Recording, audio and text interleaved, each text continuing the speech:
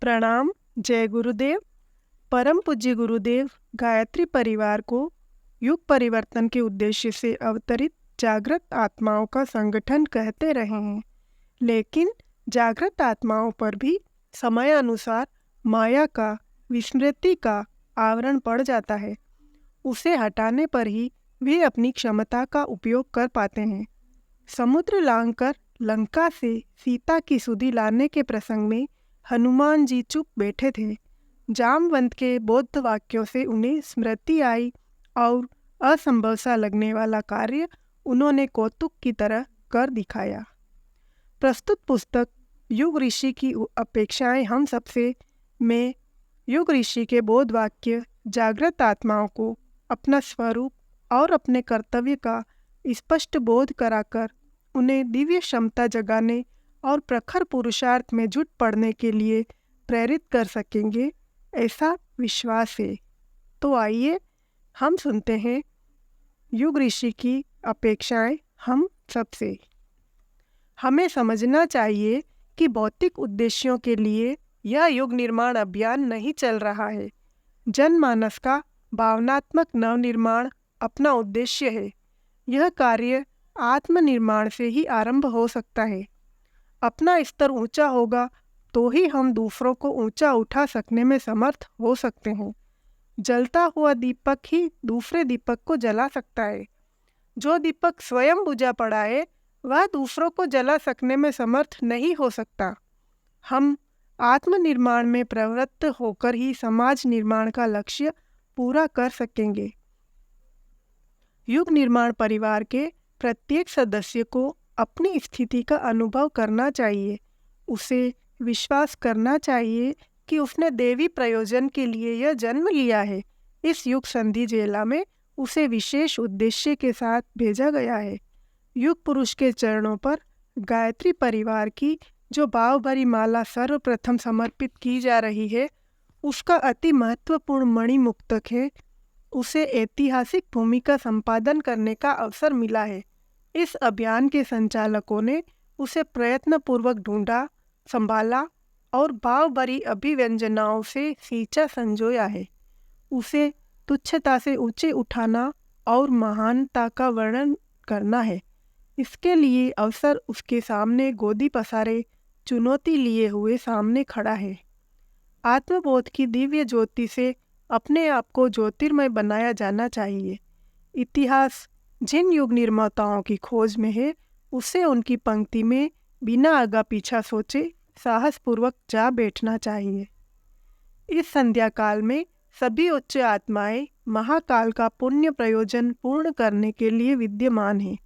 विश्वामित्र, अत्रि, कपिल, कण्व, व्यास, वशिष्ठ, भारद्वाज, याज्ञवल्क्य, गौतम, नारद, लोमश, महावीर, बुद्ध, शंकराचार्य, कुमारिल आदि ऋषि, विवेकानंद, रामतीर्थ, रामदास, तुकाराम, एकनाथ, ज्ञानेश्वर, कबीर, नानक, रैदास, रामकृष्ण परमहंस, सूर, तुलसी आदि संत, अर्जुन, द्रोण, भीष्म, कर्ण आदि योद्धा, चाणक्य, शुक्राचार्य जैसे नीतिज्ञ, हरिश्चंद्र, शिवी, दधीची, मोरध्वज, कर्ण, भामाशाह जैसे उदार परोपकारी और अनसुया, मदालसा, कुंती, द्रौपदी, अहल्या, शबरी जैसी देवियाँ और अभिमन्यु, प्रहलाद, फतेह सिंह, जोरावर सिंह जैसे वीर बालक इन दिनों मौजूद हैं।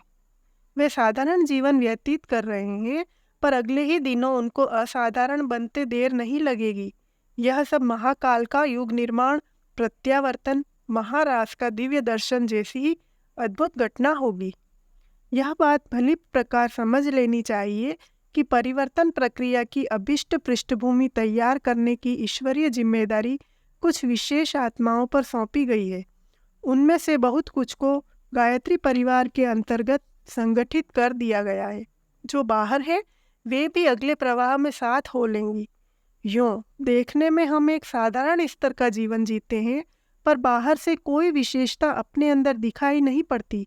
फिर भी परमार्थ प्रयोजनों के लिए बहुत कुछ कर गुजरने की अभिलाषा एक ऐसा तत्व है जिसे ईश्वरीय प्रकाश एवं पूर्व जन्मों के संचित उत्कृष्ट संस्कारों का प्रवाह कह सकते हैं।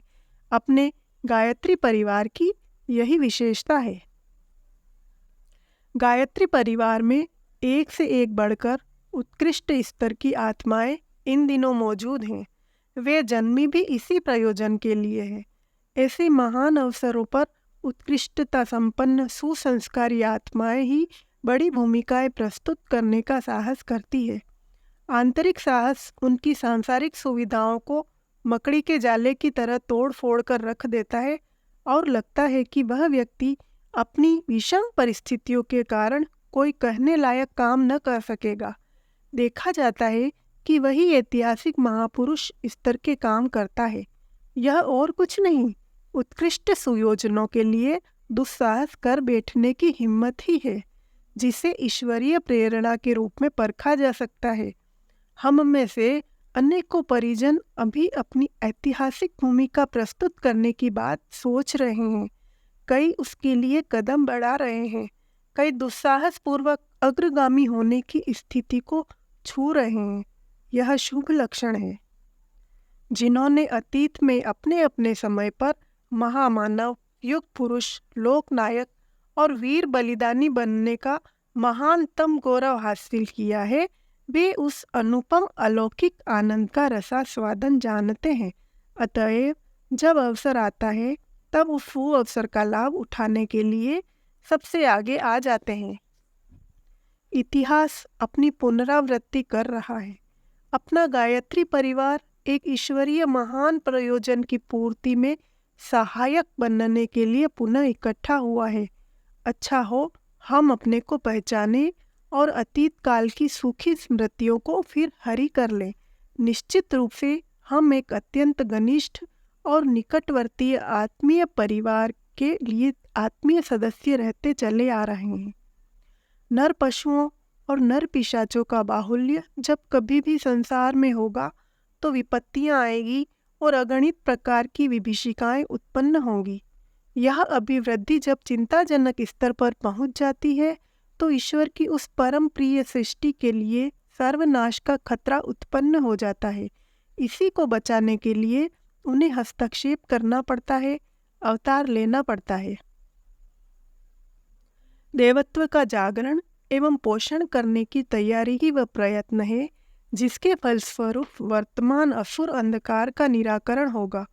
परिपुष्ट देवत्व से वह व्यापक प्रभाव उत्पन्न होगा जिससे प्रभावित होकर लोग पशुता और पिशाच वृत्ति का दुष्परिणाम समझ सकने योग्य विवेक एवं उन दुष्प्रवृत्तियों को त्याग सकने योग्य साहस कर सके।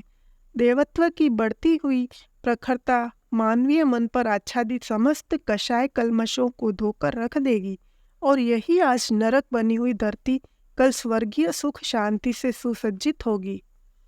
आशा करनी चाहिए कि वह दिन हम लोग अपनी इन्हीं आँखों से इसी जीवन में देखेंगे जबकि अगणित देव प्रवृत्ति के व्यक्ति अपने अपने स्वार्थों को तिलांजलि देकर विश्व के नव निर्माण में ऐतिहासिक महापुरुषों की तरह प्रवृत्त होंगे और इन दिनों जिस पशुता एवं पैशाचिक प्रवृत्ति ने लोकमानस पर अपनी काली चादर बिछा रखी है उसे तिरोहित करेंगे।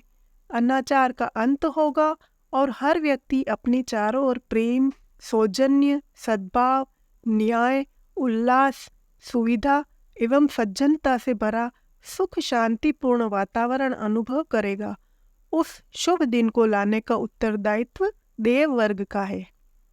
पूर्व जन्मों की अनुपम आत्मिक संपत्ति जिनके पास संग्रहित है, ऐसी कितनी ही आत्माएं इस समय मौजूद हैं। पिछले कुछ समय से अनुपयुक्त परिस्थितियों में पड़े रहने से इन फौलादी तलवारों पर जंग लग गई। इस जंग को छुड़ाने की प्रक्रिया युग निर्माण योजना के प्रस्तुत कार्यक्रमों के अंतर्गत चल रही है। आशा करनी चाहिए कि अगले दिनों में यह प्रयोजन पूर्ण कर लिया जाएगा। इन दिनों जो व्यक्ति बिल्कुल साधारण स्तर के दिखाई पड़ते हैं और जिनमें किसी बड़े काम की संभावना नहीं मानी जा सकती, ऐसे कितने ही व्यक्ति असाधारण प्रतिभा और क्षमता लेकर कार्यक्षेत्र में उतरेंगे और नव निर्माण का महान कार्य जो आज एक स्वप्न मात्र दिखाई पड़ता है, कल मूर्तिमान सच्चाई के रूप में प्रस्तुत करते परिलक्षित होंगे। देव मानवों का अवतरण समयानुसार हो चुका है। वे इतने समर्थ हो गए हैं कि अपने उद्देश्य युग अवतार के सहभागी बनने की भूमिका को निभा सके।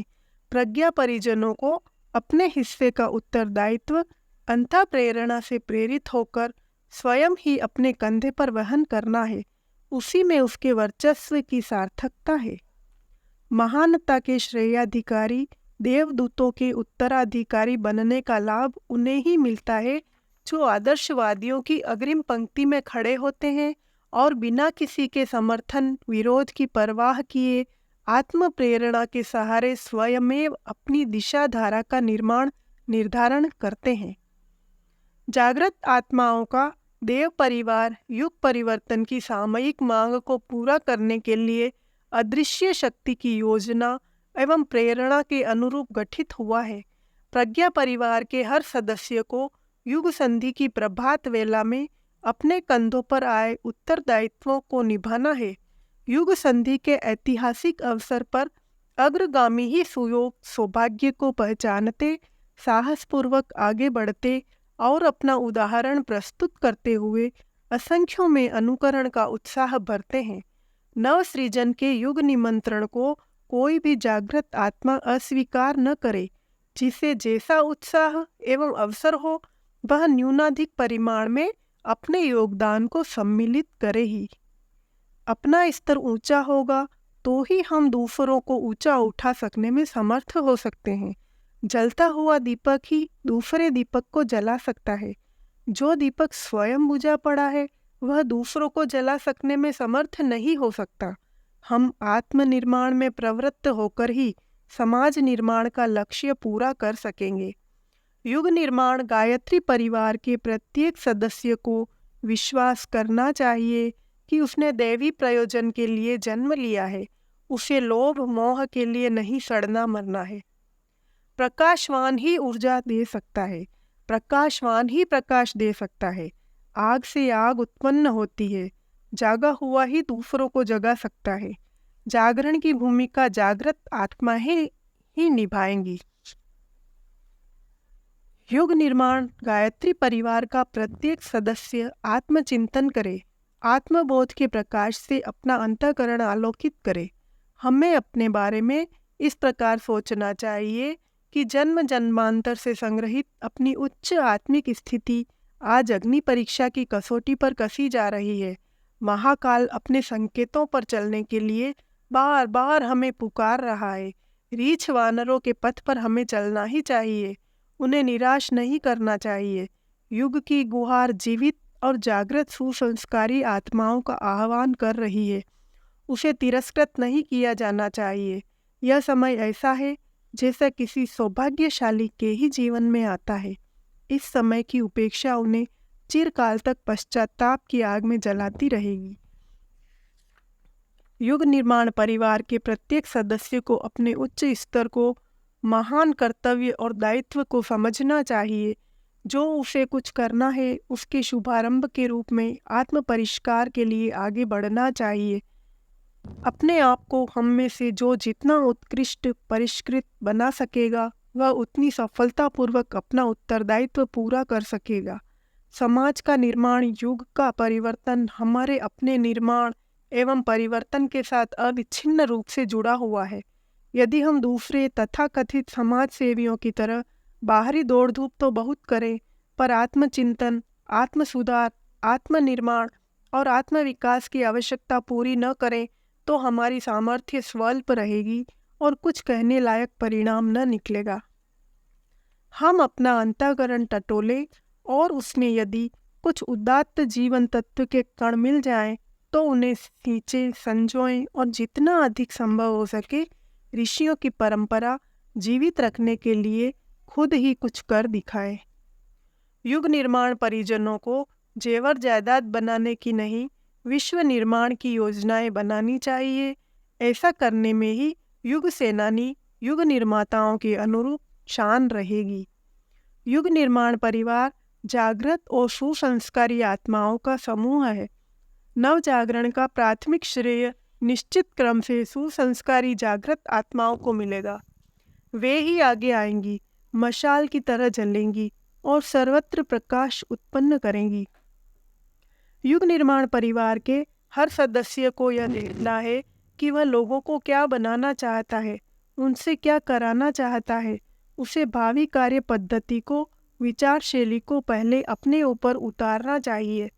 फिर अपने विचार और आचरण का सम्मिश्रण एक अत्यंत प्रभावशाली शक्ति उत्पन्न करेगी। अपनी निष्ठा कितनी प्रबल है, इसकी परीक्षा पहले अपने ऊपर ही करनी चाहिए।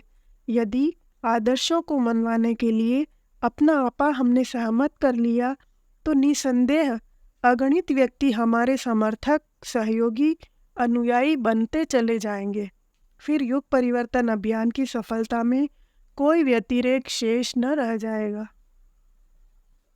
महाकाल की युगांतरीय चेतना ने उन सुसंस्कारी आत्माओं को ढूंढा है जिनके पास आत्मबल की पूर्व संचित संपदा समुचित मात्रा में पहले से ही विद्यमान थी।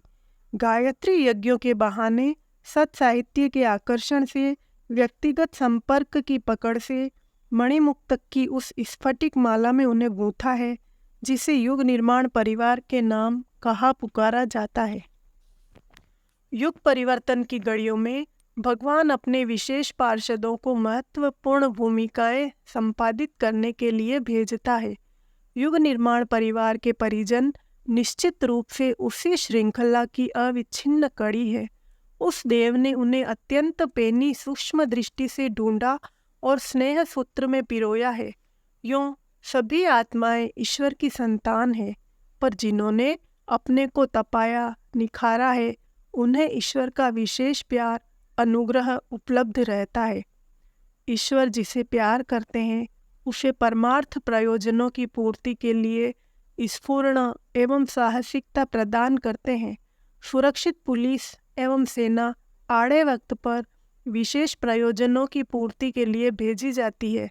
युग निर्माण परिवार के सदस्य अपने को इसी स्तर का समझे और अनुभव करे कि युगांतर के अति महत्वपूर्ण अवसर पर उन्हें हनुमान अंगद जैसी भूमिका संपादित करने को यह जन्म मिला है। युग परिवर्तन के क्रियाकलाप में असाधारण आकर्षण और कुछ कर गुजरने के लिए सतत अंतःस्फुरणा का और कुछ कारण हो ही नहीं सकता। हमें तथ्य को समझना चाहिए, अपने स्वरूप और लक्ष्य को पहचानना चाहिए और आलस्य प्रमाद में बिना एक क्षण गंवाए अपने अवतरण का प्रयोजन पूरा करने के लिए अविलंब कटिबद्ध हो जाना चाहिए। इससे कम में गायत्री परिवार के किसी सदस्य को शांति नहीं मिल सकती। प्रतिभा की सर्वोपरि विभूति हम सबके पास प्रचुर परिणाम में मौजूद है। किसने इसे कम निखारा, किसने अधिक, इस भेद की न्यूनाधिकता हो सकती है, पर जिस प्रकार प्रत्येक परमाणु में अजस्र शक्ति भरी है और विस्फोट के अवसर पर उसकी प्रतिक्रिया स्पष्ट देखी जा सकती है, उसी प्रकार प्रत्येक व्यक्ति में प्रतिभा मौजूद है। जागृत आत्माओं में तो वह सहज ही अत्यधिक होती है। युग निर्माण परिवार के प्रत्येक सदस्य में उसकी समुचित मात्रा विद्यमान है, जो आदर्शवादिता और उत्कृष्टता की उठती हुई हिलोरों के रूप में सहज ही जानी परखी जा सकती है। इसे अग्नि प्रज्वलन की तरह तीव्र से तीव्रतर व तीव्रतम क्रिया जाना चाहिए। अंधी भेड़ किधर जा रही है, क्या चाह रही है, यह देखने की अपेक्षा परमेश्वर के संकेत को, युग धर्म को शिरोधार्य करके ऐसे कदम बढ़ाने चाहिए जो अपने लिए, संसार के लिए श्रेय साधन प्रस्तुत कर सके। यदि ऐसा कदम बढ़ाना अपने लिए संभव हो सके तो महाकाल की एक महत्वपूर्ण मांग पूरी कर सकने में हमारी भूमिका चिरस्मरणीय, ऐतिहासिक हो सकती है। युग निर्माण परिवार इन दिनों भारत में एक सुधारवादी धर्म संगठन के रूप में दिखता है। कल उसकी भूमिकाएं सर्वतोमुखी, सार्वभौम, सार्वजनीन होगी। अनेकता को एकता में परिणत करने वाले प्रयास कहाँ से कहाँ, किस तरह उभरते हैं। इनके मनमोहक और आश्चर्यचकित करने वाले दृश्य देखने के लिए प्रत्येक आँख वाले को अब तैयार रहना ही चाहिए। अग्रगामी पंक्ति में आने वालों को ही श्रेयभाजन बनने का अवसर मिलता है। महान प्रयोजनों के लिए भीड़ तो पीछे भी आती रहती है और अनुगामियों से कम नहीं, कुछ अधिक ही काम करती है, परंतु श्रेय सौभाग्य का अवसर बीत गया होता है। मिशन के सूत्र संचालकों की इच्छा है कि युग निर्माण परिवार की आत्मबल संपन्न आत्माएं इन्हीं दिनों आगे आए और अग्रिम पंक्ति में खड़े होने वाले युग निर्माताओं की ऐतिहासिक भूमिका निभाएं। हमारी अभिलाषा है कि प्रज्ञा परिवार का प्रत्येक सदस्य विचार करने की कला सीखे, जिंदगी जीने की विद्या की प्रवीणता प्राप्त करे और अपने दृष्टिकोण एवं कार्यक्रम में आवश्यक हेर फेर करके आनंद और उल्लास का, प्रकाश और विकास का जीवन जिए। हम में से हर एक का परिवार सीता, सावित्री जैसी नारियों से, श्रवण कुमार जैसे बच्चों से, भरत जैसे भाइयों से, कौशल्या जैसी माताओं से, दशरथ जैसे पिताओं से भरा पूरा हो। प्रेम और सद्भावना के वातावरण में अभावग्रस्त जीवन भी स्वर्ग जैसा लगता है। स्वभाव और दृष्टिकोण में थोड़ा अंतर कर लिया जाए तो हमारे परिवार में सचमुच स्वर्गीय सुख शांति विराजती दिख सकती है और उस वातावरण में पले हुए बालक नर रत्न और महापुरुष बनकर निकल सकते हैं। ऐसे हीरे मोतियों की खाने अपने परिवार में हर घर में देखने की हमारी आकांक्षा अत्यधिक प्रबल होती जाती है। हमारा मन है कि अपने परिजन खाने कमाने की ही एक बात सोचते सोचते और उसी के लिए मानव जीवन को बर्बाद करते हुए खाली हाथ दुनिया से न उठ जाए। उन्हें ऐसा करने का भी अवसर मिले जिसके लाभ से लाभान्वित होकर वे जीवन लीला समाप्त करते हुए भी गर्व का अनुभव कर सके और संतोष की सांस ले सके। इसके लिए सेवा और परमार्थ के लिए अपना कुछ समय और श्रम लगाना ही चाहिए। लोगों ने एक एक ईंट खिसका कर हमारे आदर्श, देश, जाति और समाज को बर्बाद किया है। यदि हम उसके निर्माण के लिए एक एक ईंट प्रस्तुत करें तो हमारी संस्कृति का महल पुनः उतना ही ऊंचा उठ सकता है जितना प्राचीन काल में था। सेवा की अग्नि में पके बिना कोई जीवन पवित्र और परिपक्व नहीं बन सकता। अंतः प्रदेश में सद्गुणों की जड़ जमाने के लिए भी सेवा धर्म का अपनाना जरूरी है। हमने अपना कार्य प्रारंभ कर दिया है। अब आपका कर्तव्य है कि आप अपना कार्य आरंभ कर दें। दोनों हाथों से ही ताली बजेगी। युग निर्माण योजना साझे की खेती है। सब मिलकर कटिबद्ध होंगे तो ही काम चलेगा। शरीर के सभी अंग अपने अपने हिस्से का काम ठीक तरह से करते हैं तो ही स्वास्थ्य ठीक रहता है।